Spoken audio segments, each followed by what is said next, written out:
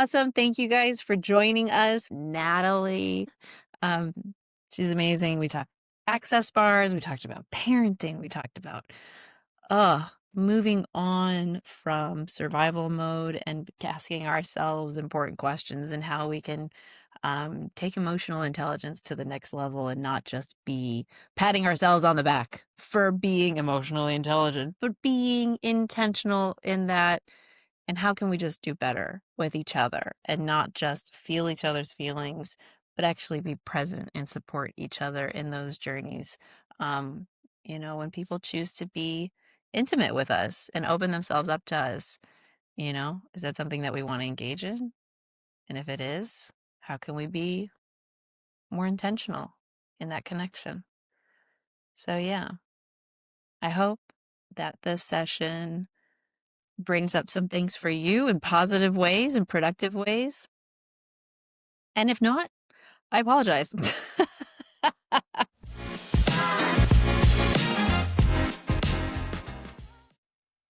What's up, everybody? How's it going today? I'm so excited. We brought back my girl, Natalie. This is someone who I grew up with, and it's so cool that we actually reconnected and we were able to find so much common ground even though so many years have passed. You're now in Minnesota. Yes, Minneapolis. Minneapolis. So there's so many things that we could like catch up on, but honestly, like since the last time we talked, I'm like really excited because I feel like your journey, so you're a mom and you've gone through something that like a lot of people have gone through, right? Especially in this era and this time is, the marriages now, this ain't our mommy and daddy's marriages, right? This is like, or our grandma's marriages. Like we have a lot more autonomy in the decisions that we make. And we can have a lot more, I would say, interesting experiences, even after having kids, which I feel like before used to not necessarily be the case.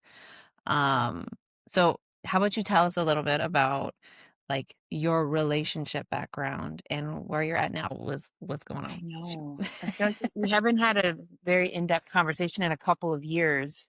And Yeah. I I was actually talking about this topic about relationships with my one of my dear friends, and we were saying, what is it about millennials? It feels like we were some sort of like um it, we're some sort of unique I don't know, we have a what's the word? I feel like millennials have been charged with transforming how we do relationship and how we do marriage. Because if you look back at um like even Gen X, baby boomers and older, and then you look at Gen Z and younger, that's they have experienced relationship and intimacy and emotional intelligence.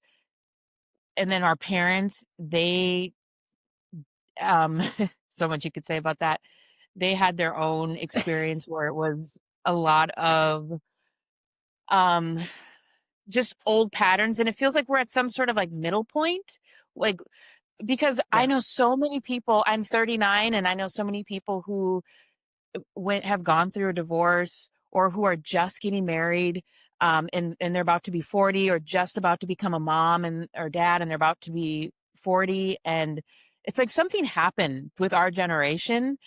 And in the same way that we remember life without like the internet, but we also were pretty young, and um it when we got the internet, and Facebook came out when us too, when we were seniors Mhm. in high school. And so we're at this really interesting in this interesting place. And I guess all that to say, I have thought about relationships in a different sort of way. Like I feel like I have also been tasked with changing relationship dynamics on a with my family, and it feels like I'm Mhm.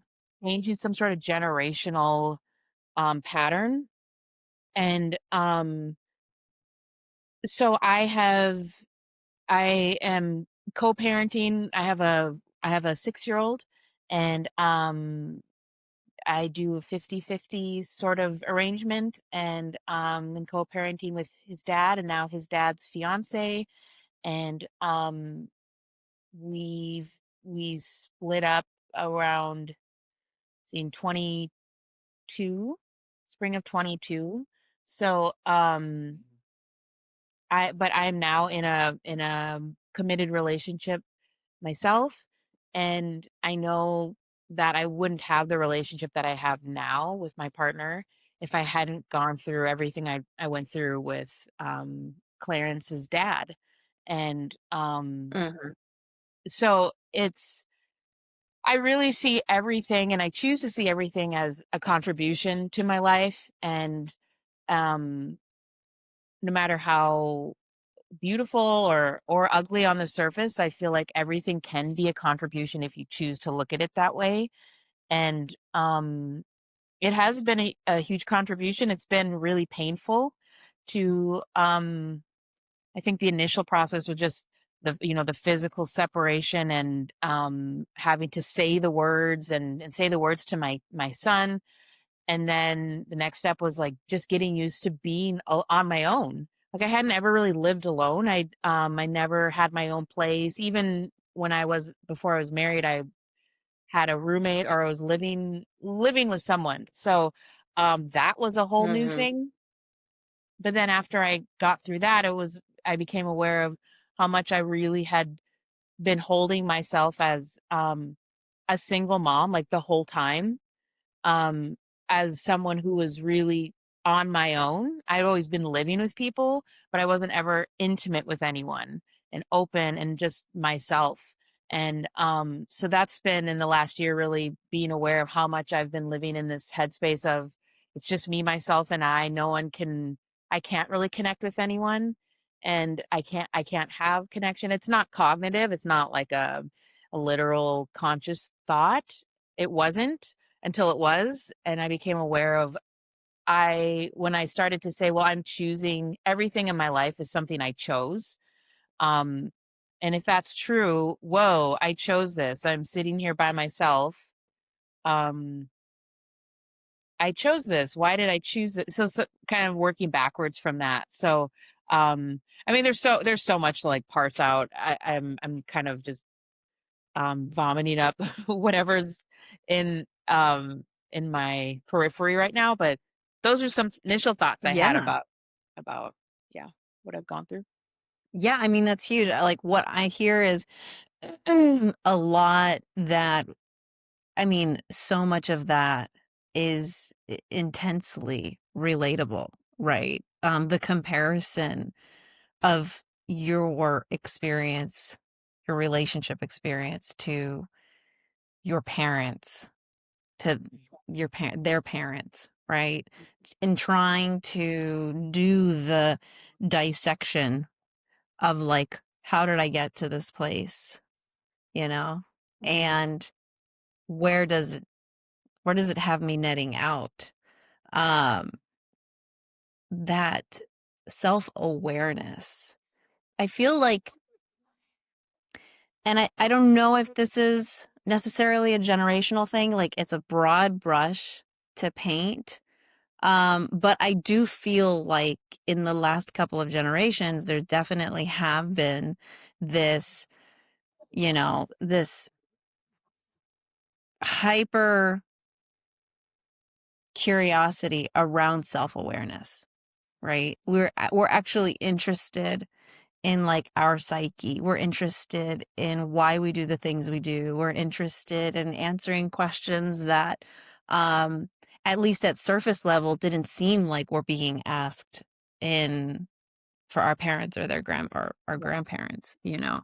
And I wouldn't necessarily completely take that away from them, but for sure it's become so key and central to, I think, the like what defines the growing up experience. right? The maturing experience is like, how self-aware are you, right? Like even when you're interviewing for companies now, right? It's like self-awareness is like something that's highly valued and something that like, you know, employers want to see more of in professionalism, right? Is like your self-awareness. How are you able to conduct yourself? And like, you know, pivot with feedback, right? There's just this culture of like, how do we do better, right? Yeah. And what I hear when you're talking about like this cycle and then getting to that place of like, wow, I have a belief system that has brought me to this place. And that self awareness isn't treated as, oh, that doesn't matter, right? Or Mhm. that's kind of secondary or tertiary or right to the experience, but that's actually key to my moment right now. This is impactful. I chose this. What is in my power? And it's for sure debatable. We can say that, you know, kind of reflecting on like Maslow's hierarchy of needs, like our previous generations were much more in survival mode, probably, Yeah. right? Especially with their constraints, the Yeah. expectation of staying in relationships. So you're like, okay, I'm in this relationship regardless of the circumstances. Now it becomes survival mode. And so many things become deprioritized. But Right. now we're like, no, why am I making these decisions? What is in my control? And what do I want? Right. Right? I know Right. how I'm thinking now. I'm realizing the situation I've placed myself in. And the hardest part after that is, well, what do I want?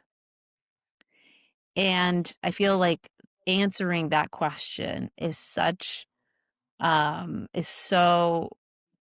different for everybody and yet so similar because nobody ever really immediately knows what they want, especially because Yeah. you're still in control of your design. And so we're just kind of failing forward in that experience, which I think is key to the forgiveness part of like the only way you're going to figure it out is literally by just making moves, by doing the thing and moving Right. on. Right.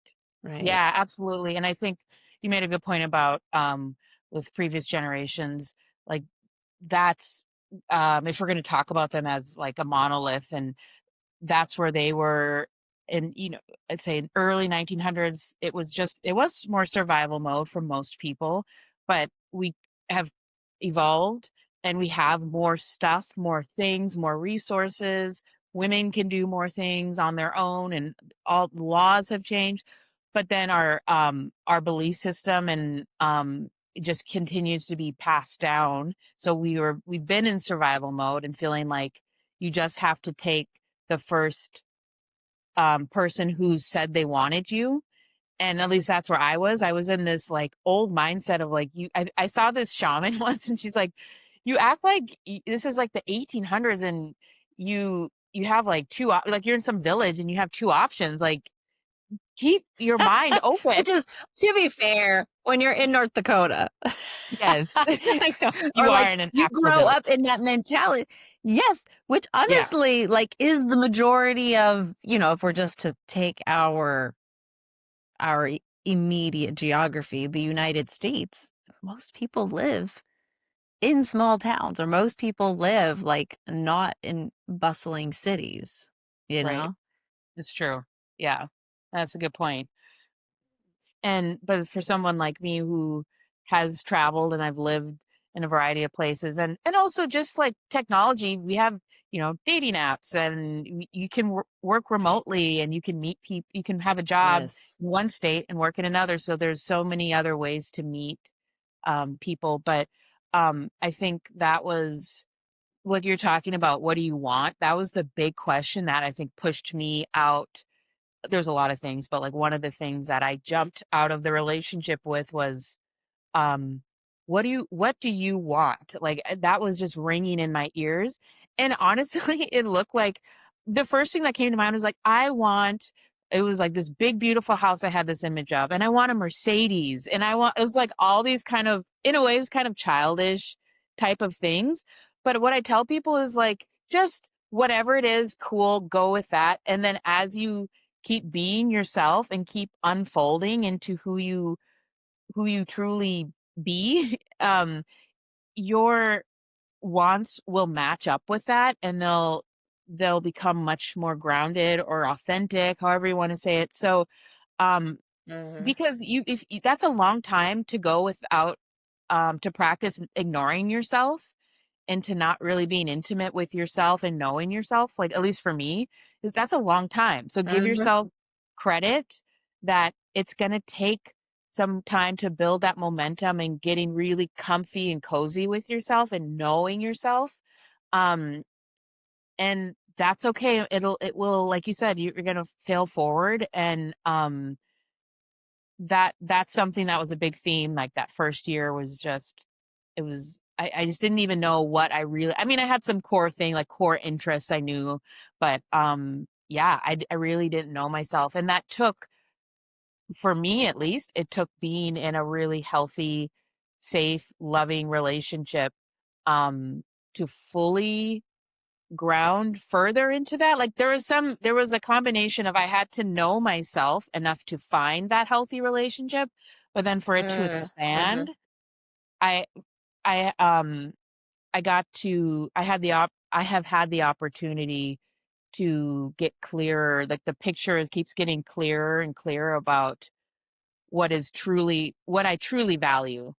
And maybe it's not for everyone, but I think for me, like partnership and like romantic relationship is a huge part of how I learn and grow and know myself better.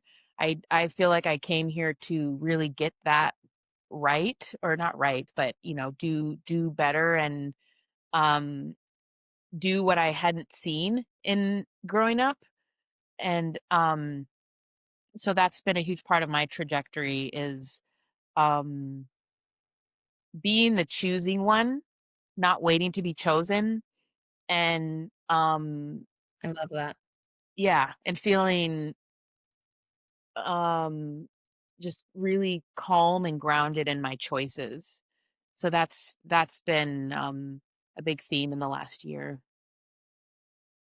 I love that. And addressing the like, how you saw like the big house and all of that stuff. Mhm. I call it childish, but I think it speaks to a core part of ourselves that like it wants to be healed, right? Like Mhm. that's the part that wants to be healed. That's coming from a place, a very innocent place, right? A place that wasn't molded and punched into, a mold, and whose expectations and joys and all that stuff was essentially corrected and reframed and told Mhm. they were wrong or right or whatever, right? And so I love that. Somebody was telling me about this trend on TikTok. Um, and I was told by a person who like has a huge community on TikTok, and I'm like, I don't do anything on TikTok, so you have to Yeah. educate me. But Yeah. she was telling me about this trend that essentially it's like the voice of like your inner child. It's like, who did we become? Like what happened, And you're like telling your inner child, like, well, I got married, I had kids, I have my dream home, I have my this, I have my that. Like, of course, like that, there's like that is speaking to such an innocent and you know, uh unapologetic version of ourselves, right? It's Yeah. the version of ourselves that didn't learn the word sorry, basically, that was Right. just running through the streets barefoot and just didn't know any better. And so I love that, and I love that that's what came through because to me, it really speaks to the fact that, like, you were really connecting to, like, well, what is it that I want? And you were open enough to let yourself get to that place. And that place was so innocent in nature and so, like, true that you even called it childish. You know what I Yeah, mean? yeah. Um, Or like so I childlike love that. maybe would be yeah. Childlike. Yeah. And Yeah. I think another way to look at it is those whether it's a car or house, I was honing in on I've been honing in on like what's the feeling I'm going for? Like what is it what do all those Yes. things represent? It's like what do you want your Mhm. life and living to look like and feel like? That's because if Yes. something came in that you hadn't technically asked for, but it really matched the feeling of like the Mercedes or like a big beautiful house. Right. If it matched that feeling, you'd want Yes. it, and so that's what I kind of evolved into is getting more clear on like how do I want to feel at work or how do I want my relationship to feel or my relationship with my child, how do I want that to feel overall um, and then it's like life can get really surprising and magical um and synchronistic because you're not so stuck on the what it's supposed to look like and how it's supposed to come in. But it's okay Mhm. though in the beginning when you're evolving and choosing to be different, it's okay to say like you want that really fancy cards, not wrong, and don't make yourself wrong for wanting that either. But yeah, I think Right. as you keep growing, it'll probably won't always be so specific. Yeah. Yeah, I love that question. I love that question of, like, how do I want to feel? One, because it speaks to the self-awareness piece that we're talking about, having better emotional intelligence with ourselves, right? Just like, what is this feeling? What is happening? Like, why is this happening, right?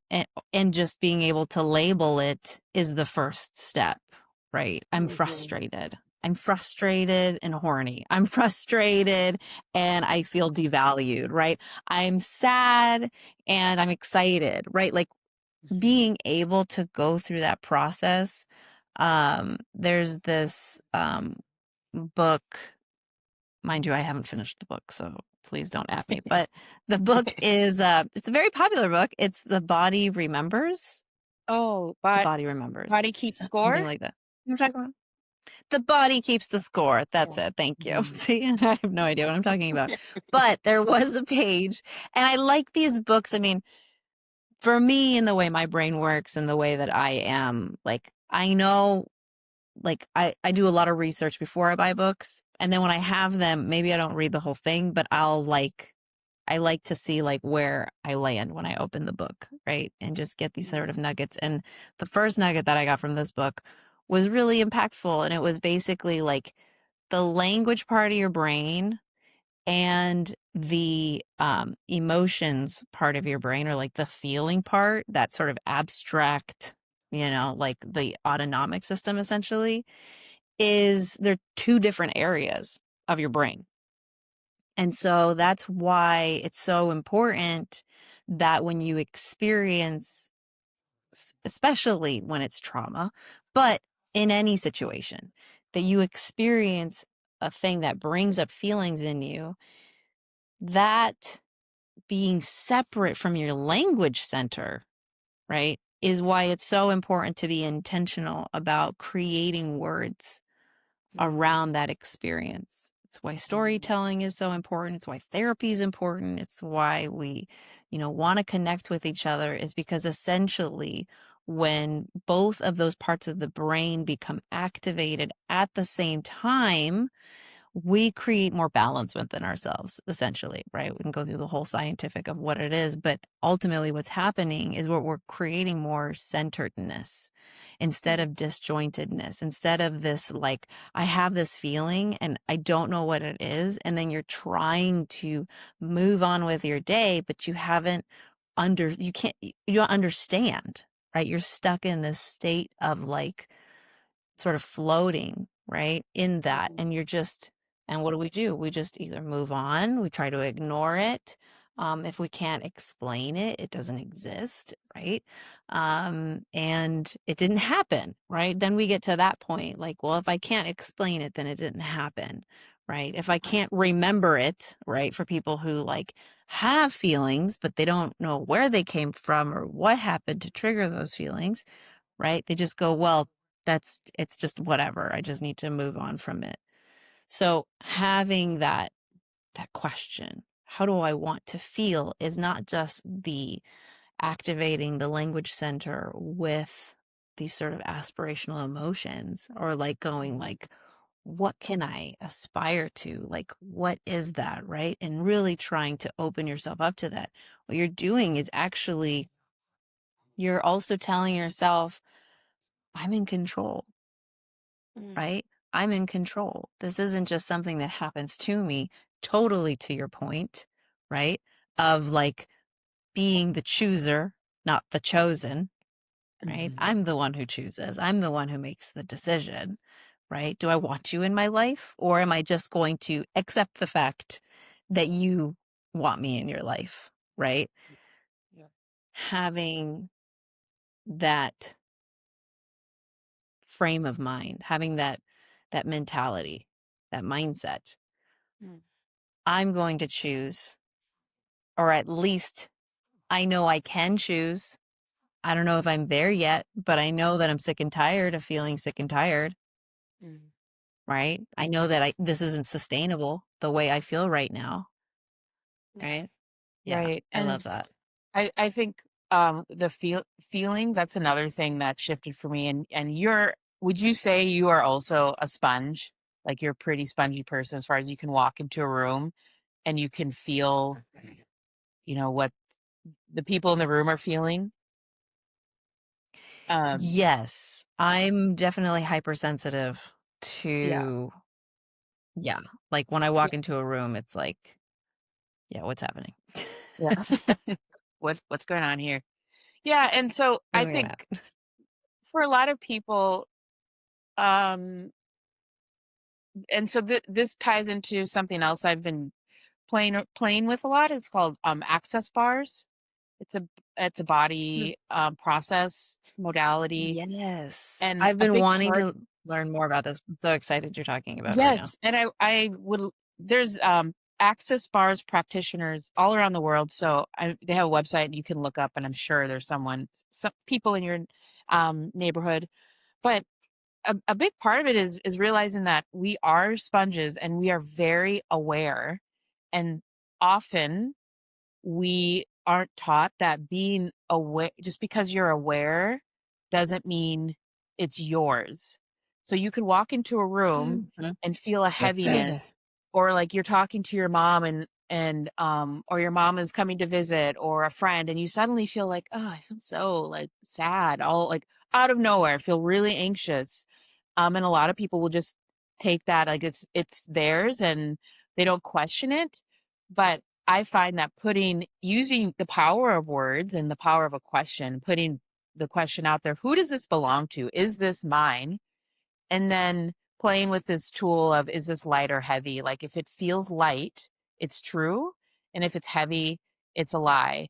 And because we are infinite beings, and um I find that when I am by myself or with people that I really love and adore, I'm a happy person. And I grew up thinking for a long time that I was a depressed person and that I didn't want to be here and that I had suicidal ideation. I thought that was me and mine. And in the last Uh-huh. few years, with the help of this modality that I'm talking about, and like basically it's just asking powerful questions and remembering who you truly are. um, I I became aware that I'm very aware, and that a lot of the stuff I'm feeling in the span of a day just isn't my stuff. I'm just aware, and I don't have to do anything with it just because you're aware, and acknowledging that, "Oh, I must be picking up on someone else's energy right now." It goes away. And, not all the time, but a lot of the time it goes away.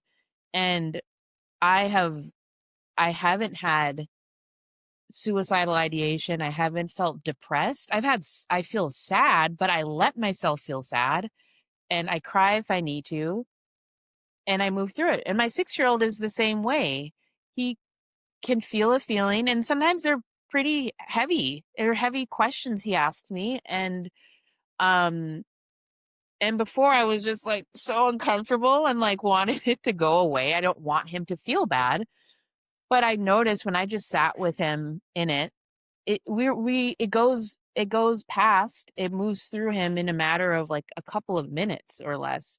And I think we all have that capacity. But I think going back to her talking about like millennials and therapy and like the being therapized and like the language, it's just this pendulum that swung so far into being emotionally intelligent and self-aware that it starts to feel like for me a lot of people are just talking at me and like that must be really hard for you right now, Mm, and it's like it's like you don't feel like you're connecting, and people they mean well, but it's like people start to own like this is my depression, this is my anxiety, and I don't know, is that what we came here for, you know? And so right. I come back to that question, who does this belong to? If I'm suddenly feeling anxious out of nowhere, or I feel this heaviness and this dread seemingly out of nowhere, is this mine? Or am I just aware of another energy? Everything is energy. We are all energy. And, as someone lives above me, I'm very connected to my mom, and I'm very in tune with what's happening in her world. And I've been way more mindful of that now. But now when I go visit my family, I can be very aware. Oh, I'm not depressed. I'm just picking up on what's around me. And that's been totally transforming. And I am a different person. I'm not in the dimension I was in 5 years ago. Um, and it's not about dismissing feelings. We're human, we're supposed to feel, but it's like water ever flowing and moving, and it's like you acknowledge you're sad or you're angry, and then you keep moving through it. And you have kids, I'm sure you see that. Like they don't want to sit and hold it. They just want to be with it, look at it in the face, and then it's on to something else. And I'm talking very broadly. I'm not I can't speak to like PTSD and all that, but I do think a lot of what you read out there will point to Yeah. that is we are energy, we are pure energy, and um we're very aware beings, and we're sponges. And so like this access bars um process is, it kind of looks like if you've seen craniosacral therapy or even Reiki.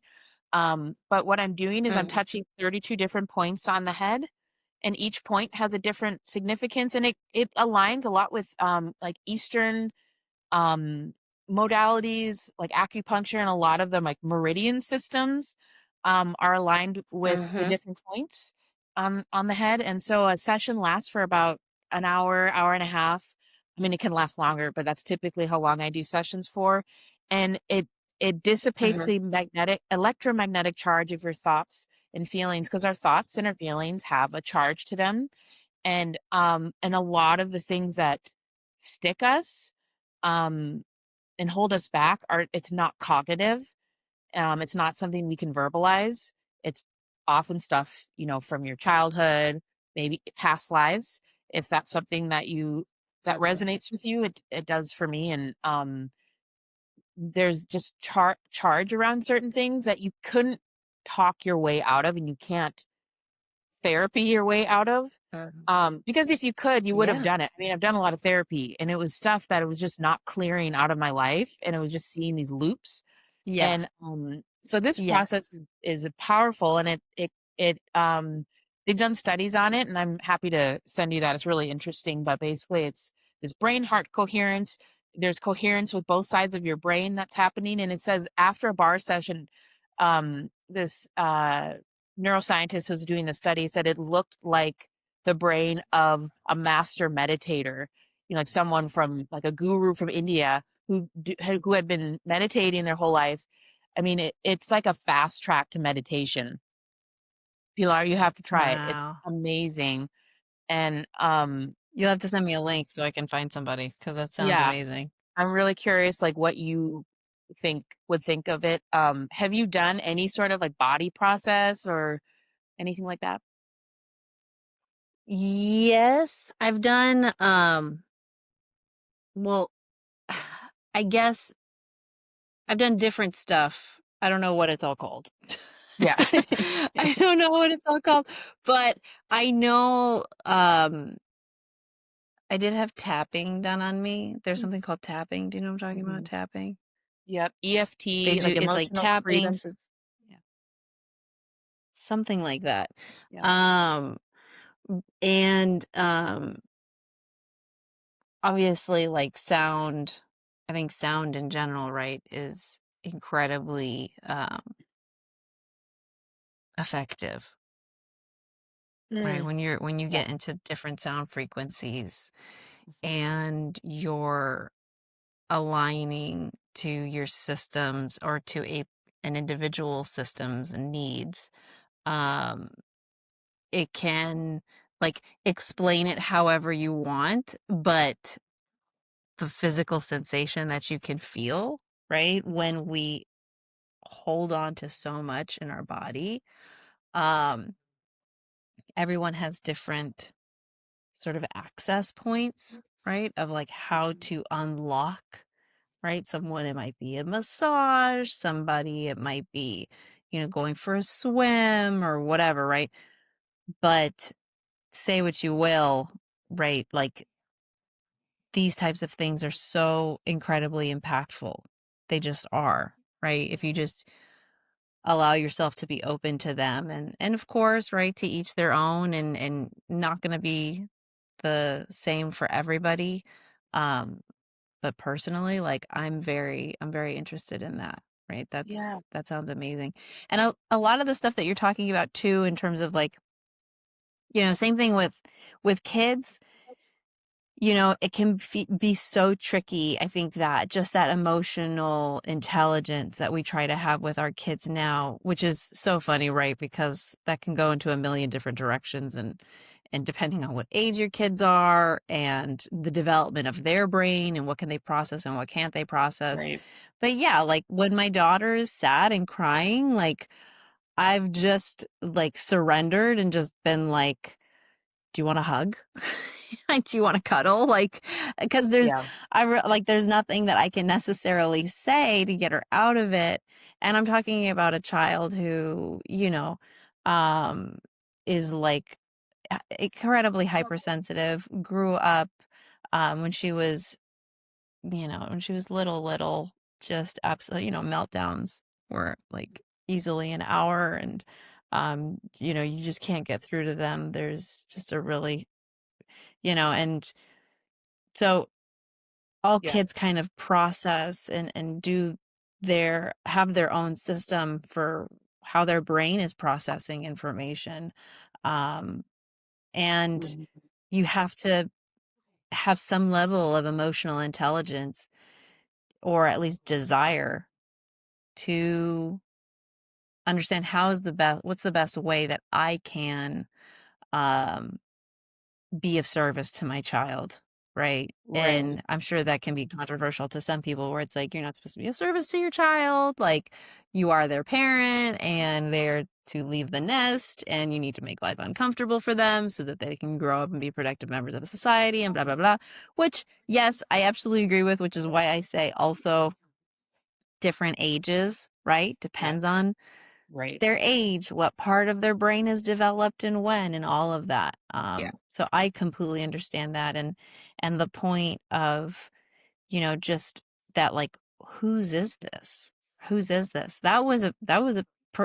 Personally, that was a big, um, a big hurdle for me, especially when I was, for a few years, I was committing just to spiritual work, and I was working as a master channeler, and I would be doing easily 5 to 20 readings a day, and I'm connecting to a lot of different people. And, um, and one thing that I tell people now who are highly empathic is that just because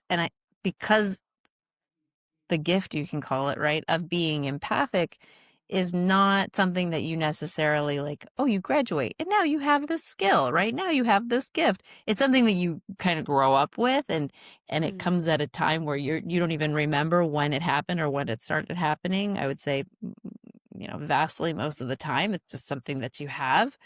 And one thing I tell people who are highly empathic is that the hardest part and like the biggest, oh my God, aha moment that I personally had with being an empath was realizing that just because I feel someone else's feelings, or just because I can immediately feel and understand and truly empathize with what someone is going through, does not mean, this is very important, does not mean that I am responsible for that person.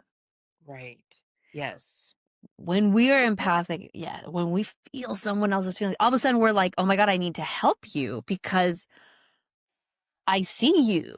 I feel you, right? I am the witness to your journey. I must. It has been bestowed upon me to help support you.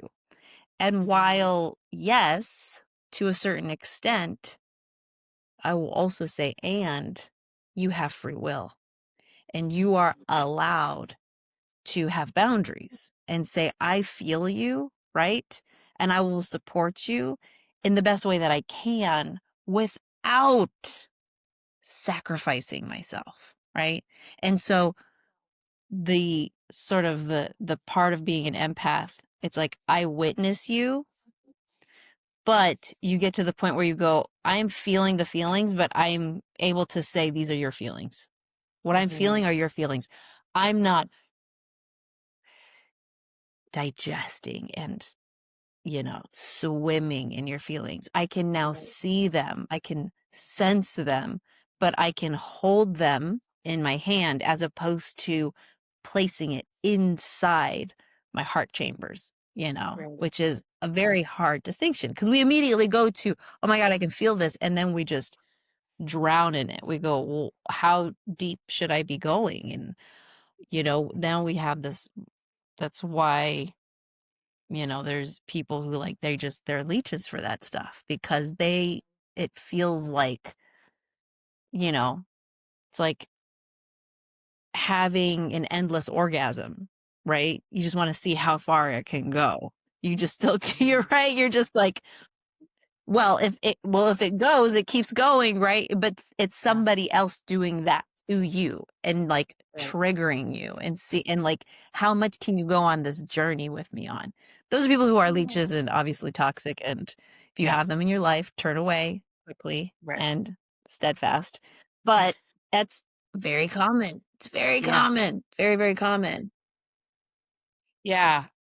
But Absolutely. understand And that. I I th- I think that the quote that kind of shifted things for me, one quote was like, you can't get poor enough to make someone rich, can't get sick enough to make someone well, and to operate from a place of inspiration, empowerment is how I operate. And I I think love people that. people just want to be kind and care, and we've gotten the message that to show kindness and caring means you have to, oh my God, like take it on and be there with them. And I just Take it on. challenge, take it What you just on. said, we have Yeah. to take it on. Yep. Yes. And you have to ask that, 100%. is that true kindness? Is that true caring? Is that what it really looks like and Is it feels like? effective? Right. Is it effective? And Is it I effective? think Yeah. being your best self, taking care of yourself, um, is the best thing you can do for the people around you. And Ugh. yeah, that's where I operate Yeah. from. When I don't know how to what to say, and Mhm. somebody's going through something. Mhm. Actually, I just realized it's the same strategy I have with my daughter. I literally just asked him, like, "Can I give you a hug?" Yeah. Oh, Right? Because it's in not that the best thing. moment, I just feel like Yes. there's nothing that I can say that I feel like will actually help. Mhm. And, like, "Can I give you a hug?" And I'm not necessarily, like, a touchy-feely person. I'm very intentional, like, if I do make physical contact with somebody, it's like I I mean it. It's, like, a very intentional thing. It's not just like Yeah. I'm passively going, right? Like, it's something that, so in those moments, though, specifically when I feel like, "Oh my goodness," like, "Oh my goodness," and I feel overwhelmed, right, with that emotion and that energy. I'm like, "Can I give you a hug?" Right? Like, Yeah. I can remember that on 2 very specific occasions. One, a gymnastics mom, because Athena does gymnastics. Her daughter they were at a meet in New York, and her daughter, experienced exhaustion and ended up collapsing in the bathroom. Oh my gosh. And, I mean, just as a mother, like, witnessing your daughter collapsing, like, I Yeah. just couldn't imagine, you know? And even now I'm getting emotional about it, but that's how I felt when she told me, and I was just like, "Oh my god, like, can I give you a hug?" Because that's the only thing I felt like I could offer her in that moment. If she's willing to open up and tell me, like, I feel like in that moment, there's some, allowance for intimacy, maybe that's why I Yeah. go there is because I'm like, "Well, if you're being intimate with me about this emotional thing, then, like, can I give you a hug?" And, this other time, um, we met, the father of somebody whose daughter had been killed in a school shooting. And when he was talking about it, it was just like, oh my God. And, I was with my husband, and my husband said, "Can I give you a hug?" And Yeah. kudos to him because his, he's not a very, emotionally sort of touchy guy like that at all. But that was his instinct, he's just as a Yeah. father, he's like, "Oh my God, like, can I give you a hug?" And he gave both of us a hug, and it was like, and there's tears, and we're like, we're talking through it. But yeah, it's like, and also just being honest, I think, in that moment. It's like, I wish I could tell you something. I wish I could say something, it's, and just kind of like looking instead of the boilerplate response of like, "Oh my God, I'm so Right. sorry. Oh my God," it's like, how Yeah. can we, to our original point, right? How can we do better with emotional intelligence now that we value it so much? Like, how can we challenge ourselves to not just be like, um, templates of, Yeah. I'm being emotionally present for Right. you, or I'm being sympathetic, or I'm being empathetic. It's like, how can I actually be present with you? How can we do better in holding space for each other? Absolutely. It, and that the word receiving it comes to mind, and that's what like access bars is. How I tie that in is you're sitting with someone who's mostly just gently holding your head on these different points, and it's this feeling of no judgment and total receiving, and that's really rare, to Mm, be with people in it's that way. beautiful. And that's what you were speaking to with those people that you mentioned, those parents that you mentioned. The hug is being received in that state they're in no judgment. And we're so hard on ourselves. There's judgment all around us and within us, and I think that's why I love this particular modality is access bars, because I'm just you you're helping that person just receive, and you're both it's like the infinity symbol, you're both receiving, and Yeah, it's one of the I love greatest that. gifts. And it's so powerful to just be held in no judgment, no words. It's yeah, it's I don't words I love can't do that. that. Yeah, actually, I mean, it's powerful, 100%. It's like they say music is a universal language, and that's what it is, right? It's something that it can't be spoken with words. So how do you spell it? Access bars. Is it literally like access, like ACCESS? And then bars, BARS, and they call it bars because it's like they're touching mirroring spots around the head, and it's like a bar going through your head. That kind of is what it feels like. It kind Mm. of feels like waves, but it's like a bar kind of going through your head. So access bars So is a and bar or barb? bars like BARS. Oh, bars, right. Yep. Okay. Okay, cool. Access bars. And is it I've been making this assumption. Am I correct in that it is tonal frequency? Is it like you're using like a sound wave thing or no? No, it's just our hands, and Oh, we have electricity, and we're energetic beings. So I'm just touching different points on the head, and what I hear often is um, you can perceive like energy waves, vibrations. Some people see color. yeah. There's no music playing, Wow. either when I run Just bars, and silence. we're trying because music puts you like you said, music puts you in a lull state, but what we want is to bring up the Oh, topics and the ideas and the beliefs that there's a charge around. We want that charge to be present so we can take out the charge, and wow. so a lot of times people will come in with they're anxious about something, and I tell them to think about it, and then at the end of the session they're like, "Yeah, I was worried about something, but I don't remember what it was." And um I love that. yeah, it's powerful. That's amazing. You have to tell whenever you do it, I'll send you the link. Let me know what you think of it. Please. Yes. Yeah. Access bars. Awesome. I love that. Thank you so much, Natalie. This was Oh, super thank fun. I'm happy you. we got to connect and I finally I do love it. this. I And appreciate you so much. yeah, You're so wise and grounded and funny and just all the best things in a person. So I really appreciate you, and I'm so glad when I stopped you, oh I my found God. you because I was like looking for you. And I don't know if I ever told you that, but I was like, you kept I'm so happy popping. you did.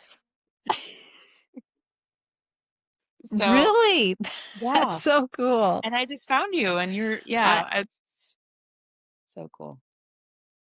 Yeah, I mean, you're such a special part of like my memories as a kid, and I think two little brown girls growing up in North Dakota in the middle of nowhere, Grand Forks, it was impressionable, and I feel like we like saw each other um up close and from afar and just kind of Yeah. like and you're just somebody who just speaks, you just have like an elegance and a class about you, and I'm so happy that you're giving yourself the time, the space, and the energy because you totally deserve it, and I'm just so happy that you're thriving.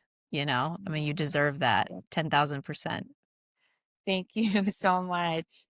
I adore you, and we let's do it again. I feel like we have so many topics we could get into. So, Yes. thanks I love for it. Yes, please.